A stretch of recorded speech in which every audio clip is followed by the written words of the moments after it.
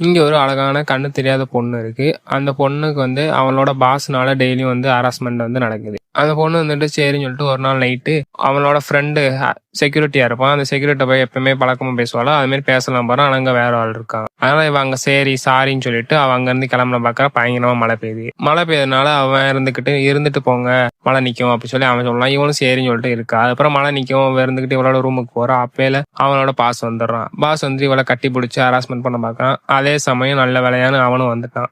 அவனை அடிச்சு இந்த மாதிரி பண்ண அப்படின்னா அவனை உடச்சிருவான், மூஞ்சி உடச்சிருவான், கொண்டுருன்னு சொல்லி அவன் மிரட்டி அனுப்பும். அவனும் பயந்து ஓடிடான். அதுக்கப்புறம் இவ இருந்துகிட்டு இவனை தான் திட்டுறா. உன்னால என்னோட வேலையே போகுது அப்படின்னு சொல்லி இவனை திட்டவும் இவன் இருந்துகிட்டு நீ கவலைப்படாத உன நான் பாத்துக்கிறேன் அவன் சொல்றான். இவங்களுக்குள்ள ஒரு நல்ல கனெக்ஷன் உருவாகுது. அதுக்கப்புறம் இவளுக்கே தெரியாம அவன் இவளை ஃபாலோ பண்ணுவான். டாக் வாங்கி டாக்குமே ப்ரெசென்ட் பண்ணி அவளை பத்திரமா பாத்துக்குருவான். அதுக்கப்புறம் 2 பேத்துக்குமே லவ் நல்லா டெவலப் ஆகும். நல்லா லவ் பண்ணுவாங்க.